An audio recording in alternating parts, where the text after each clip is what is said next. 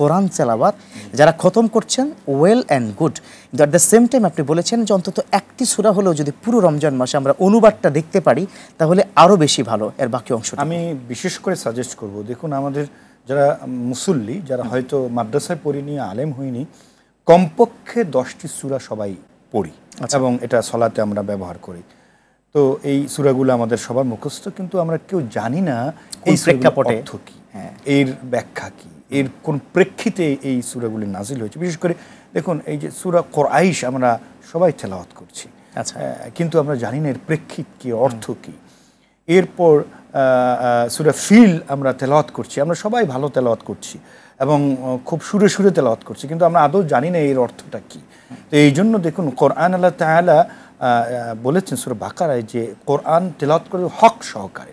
মুফাসসিরিনগণ এই 4টি হক বলেছেন। একটি হচ্ছে বিশুদ্ধভাবে তেলাওয়াত করা, 2 হচ্ছে অর্থ সহকারে বুঝে বুঝে পড়া, 3 হচ্ছে সে অনুযায়ী বাস্তবে সেটাকে ইমপ্লিমেন্ট করা, অ্যান্ড ফাইনালি 4 হলো সেটা দাওয়ার কাজ করা।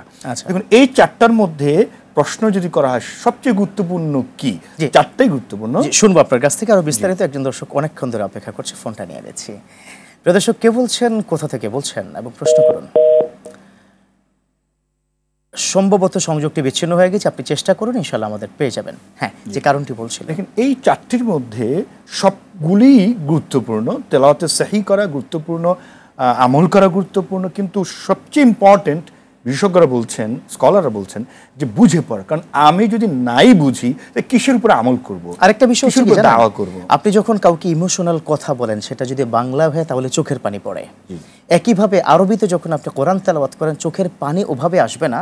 যখন এর অর্থ আপনি বুঝবেন, যেখানে জান্নাতের কথা একটা ভালো ফিলিংস তৈরি হবে, যেখানে জাহান্নাম আগুনের কথা শুনলে ভয়ঙ্কর লাগবে, ভয় পাবেন, চোখে পানি আসবে, এই বিষয়গুলো আমার মনে অর্থ পড়লে বেটার হয়। এটা একটা বাস্তব উদাহরণ যে আমরা যারা হজ্জে যাই এবং ওমরাতে যাই, বিশেষ করে এই যে রমাদানে যখন আমরা ওমরাতে যাই, যারা যাচ্ছেন, এই অংশটা একটু শুনবো আপনার কাছ থেকে। একজন দর্শক অনেকক্ষণ ধরে অপেক্ষা করছে।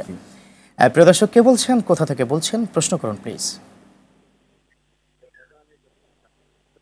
হ্যালো, জি দর্শক শুনতে পাচ্ছি আপনাকে, প্রশ্ন করুন। হ্যালো, আসসালামু আলাইকুম। ওয়ালাইকুম আসসালাম। আমি বাগেরহাট থেকে বলছি। জি বলুন প্লিজ। আমি একজন অবসরপ্রাপ্ত সরকারি কর্মচারী। জি মাশাআল্লাহ, প্রশ্ন করুন। আমি এখন অসুস্থ, আমি পেনশনের যে টাকা পাইছি এই দিয়ে সঞ্চয়পত্র কিনেছি। আচ্ছা জি, এইটা কি বৈধ কি অবৈধ? এটা ইসলামে জায়েজ কিনা? জি থাকুন আপনি, আরটিভির সাথে ইনশাআল্লাহ প্রশ্ন উত্তর পেয়ে যাচ্ছেন।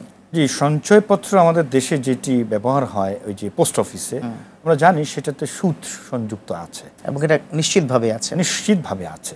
আচ্ছা, সুতরাং আমাদের এই ভাইকে বলবো যে আপনি চেষ্টা করুন আপনার ওই অর্থটুকু সেটা কোনো একটা হালাল ব্যবসা হোক অথবা হালাল ব্যাংকিংয়ে, যেটা ইসলামী ব্যাংকিংগুলোতে আপনি বিনিয়োগ করার জন্য। আপনি হয়তো বলবেন সে সঞ্চয়পত্রে বেশি মুনাফা পাওয়া যায়। এখন মুনাফা হয়তো বেশি আপনি পেলেন, কিন্তু ইনকাম যদি হারাম হয়ে যায়, ওটা বারাকা আপনি পেলেন না। অতএব ওটাই মনে ভালো, যেটা একটু আগে পরামর্শ কম হলেও যদি হয় তাহলে এটা ভালো। অনেক অনেক ধন্যবাদ।